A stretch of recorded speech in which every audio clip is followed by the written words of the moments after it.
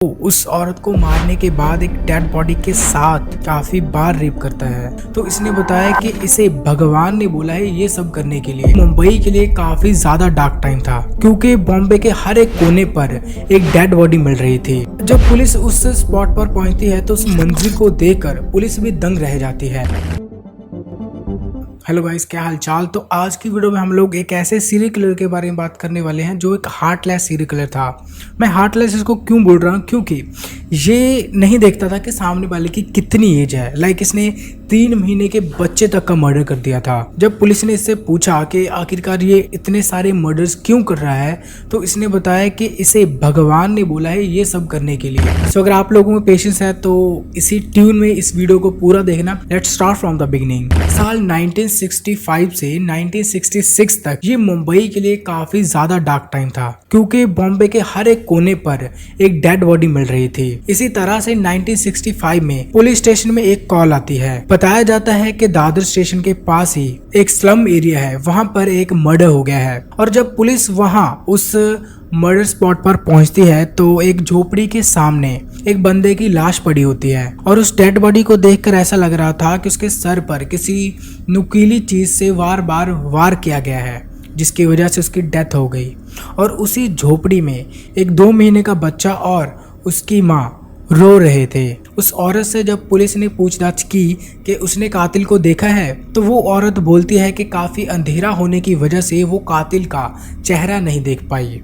खैर, पुलिस इस केस पर ज़्यादा ध्यान नहीं दे रही थी क्योंकि अभी तक जितने भी लोग मर रहे थे वो स्लम एरिया के लोग थे, गरीब लोग थे। इस केस के 5 से 7 घंटे बाद ही पुलिस को एक और कॉल आती है। रेलवे स्टेशन के पास जो स्लम एरिया है वहां पर एक बंदे की डेथ हो गई है।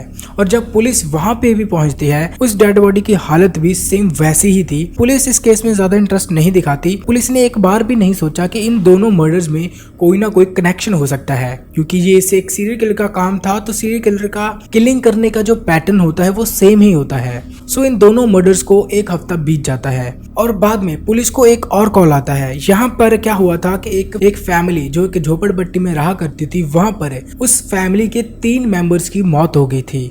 उस फैमिली का जो मेन मेंबर था, उसकी जो वाइफ थी और उसका 3 महीने का बच्चा, इन तीनों का उसी सेम तरीके से, उसी सेम पैटर्न से ही मर्डर किया गया था जैसे कि पहले हो रहे थे। जब पुलिस उस स्पॉट पर पहुंचती है तो उस मंजर को देखकर पुलिस भी दंग रह जाती है। जिस मोहल्ले में ये मर्डर हुआ था वहां पर आसपास के मोहल्ले वालों में भी दहशत फैल जाती है और डर का माहौल बन जाता है। अब वो मोहल्ले वाले पुलिस पर काफी ज्यादा दबाव बनाते हैं कि इस केस को जल्दी से जल्दी सॉल्व किया जाए। और सबसे अच्छी बात ये हुई कि जो कातिल का एक छाता था और उसके मर्डर करने का जो वेपन था वो मिल चुका था, लेकिन उसके मिलने का भी कोई ऐसा कुछ खास फायदा नहीं हुआ क्योंकि उस टाइम मुंबई में काफी ज्यादा बारिश हो रही थी और इसी बारिश के चलते उस हथियार पर जो फिंगरप्रिंट्स थे वो मिट चुके थे। अब उन्हें तो ढूंढना नामुमकिन ही था। और इधर दूसरी तरफ पुलिस के ऊपर ज्यादा से ज्यादा प्रेशर आ रहा था लोगों का कि इस केस को जल्दी से जल्दी सॉल्व किया जाए। अब ये नहीं कि उस फैमिली के मर्डर होने के बाद ये सारे के सारे मर्डर्स रुक गए। हर रोज एक ना एक मर्डर होता ही रहता था। एक के बाद एक मुंबई में हो रहे मर्डर्स की वजह से लोगों में दहशत का माहौल फैल गया। अब लोगों को पुलिस से भरोसा भी उठने लगा था और साथ ही साथ पुलिस पर प्रेशर भी बना रहे थे कि जल्दी से जल्दी इस सीरियल किलर को पकड़ा जाए। लेकिन पुलिस भी मजबूर थी क्योंकि उन्हें कोई भी एविडेंस नहीं मिल रहा था कि आखिरकार ये सब कुछ कर कौन रहा है।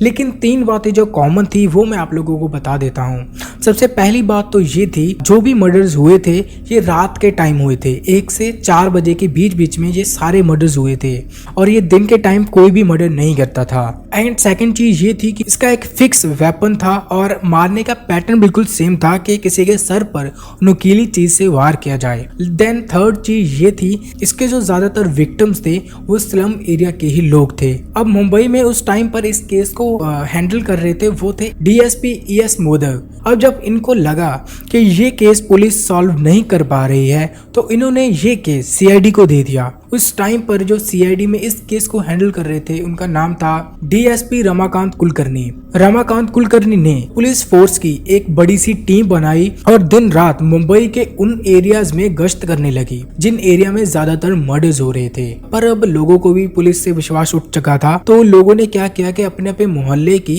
खुद रिस्पॉन्सिबिलिटी ले लेके कि हम अपने लोगों की सुरक्षा करेंगे। तो लोग रात के टाइम अपने अपने मोहल्ले की पहरेदारी करते, लेकिन इस चीज में काफी ज्यादा फॉल्ट थे।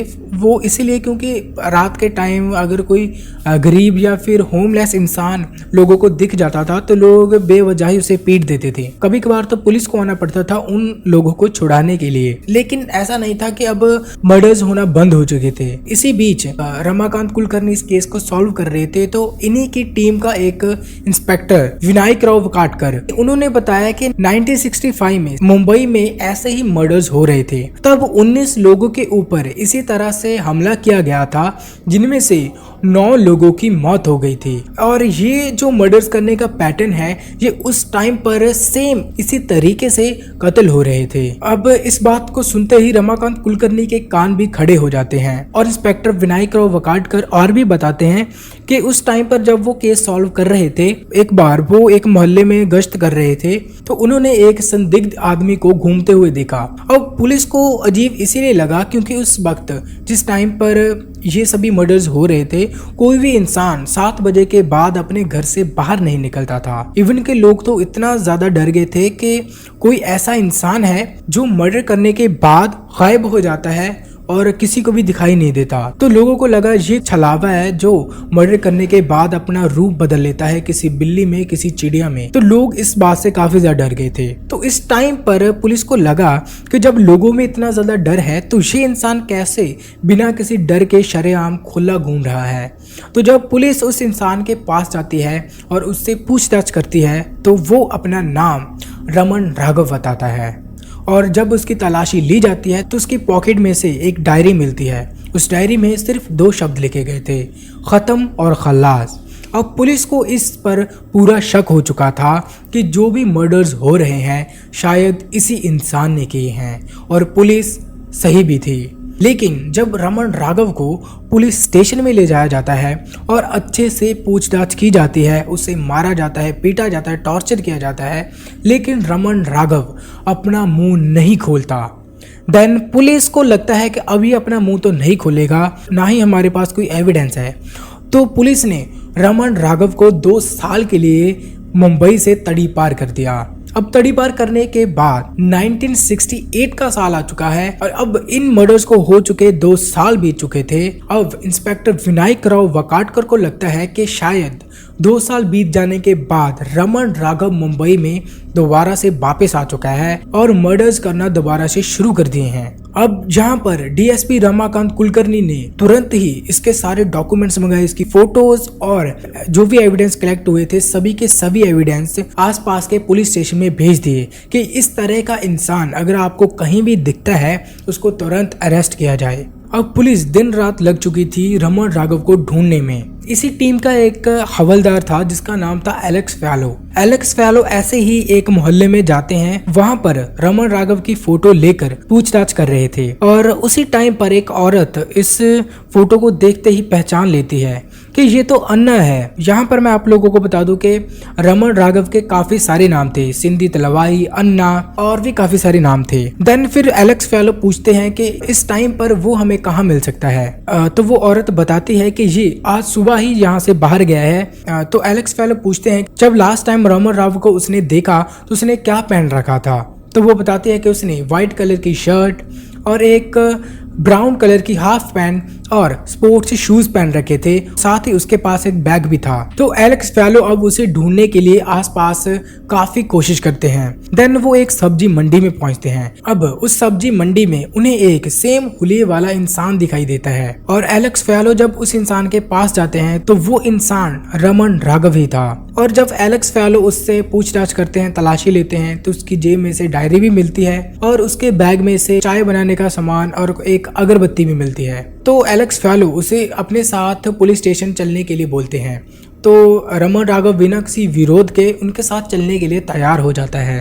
अब पुलिस को पता था कि इसे कितना भी टॉर्चर कर लो, कितना भी मार लो, पीट लो, ये अपना मुंह नहीं खोलने वाला। तो इसे फिलहाल तो जेल में रखा गया, लेकिन इसे पकड़ने के 2 से 3 दिन बाद ही एक इंस्पेक्टर ने इसे ऐसे ही पूछ लिया कि उसे कुछ चाहिए, तो वो उसे बोल सकता है, वो उसकी इच्छा पूरी कर सकते हैं। फाइनली रमन राघव 2 से 3 दिन के बाद अपना मुंह पहली बार खोलता है और बोलता है कि उसे एक मुर्गी चाहिए। तो पुलिस वाला उसके लिए मीट शॉप से कुछ मीट का इंतजाम करता है। तो रमन राघव उस पूरे मीट को उंगलियां चाट चाट के खाता है। तो इसके बाद इंस्पेक्टर उसे दोबारा से पूछता है कि उसे और कुछ चाहिए। उसने बोला कि उसको और चिकन खाना है। देन उसको एक नारियल का तेल, एक कंगा और एक वैश्या भी चाहिए, वो उसके साथ सोना चाहता है। तो वैश्या वाली जो डिमांड थी वो तो उसकी पूरी नहीं की गई, लेकिन बाकी सभी चीजें उसे लेकर दी गई। तो अब पुलिस इंस्पेक्टर पूछता है कि अब वो सब कुछ बता सकता है। तो रमन राघव बोलता है कि हाँ, अब वो सब कुछ बताने के लिए तैयार है। सो फाइनली इतने सालों के बाद रमन राघव ये एक्सेप्ट करता है कि उस टाइम पर और अभी जो मर्डर्स हो रहे हैं वो सभी के सभी मर्डर्स उसी ने ही किए हैं, और उसने अब तक करीबन 49 लोगों का मर्डर कर दिया है। जो सभी मर्डर्स उसने किए थे वो उसकी डायरी पर भी नोट थे। जब वो पुलिस वाला उससे पूछता है कि ये सब उसने क्यों किया, तो वो बताता है कि उसे भगवान ने बोला था इन सभी लोगों को मारने के लिए, क्योंकि ये सभी के सभी लोग बुरे लोग थे।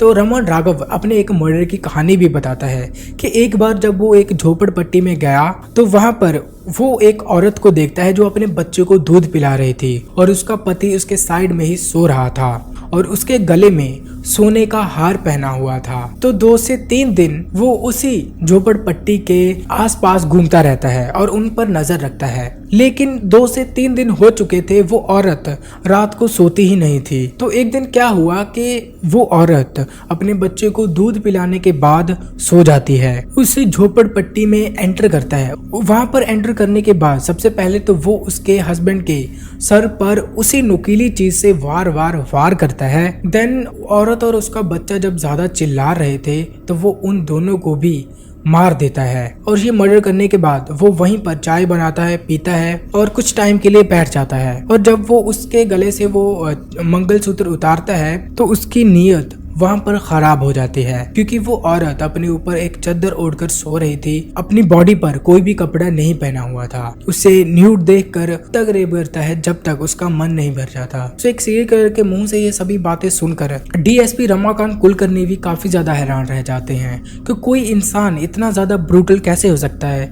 किसी इंसान को बिना किसी वजह से, बिना किसी रंजिश के, किसी छोटी छोटी चीज पर ही मार देता है। अब क्योंकि ये एक साइकोपाथ सीरियल किलर था और ये मानसिक तौर पर बीमार था, इसीलिए इसे 20 साल की सजा हो जाती है। 20 साल की सजा होने के बाद जब ये जेल काट रहा था तो जेल में किडनी फेलियर की वजह से इसकी मौत हो जाती है। अगर वीडियो आपको अच्छी लगी हो, स्टोरी आपको अच्छी, सो वीडियो को लाइक करना, सब्सक्राइब करना। Thanks for watching.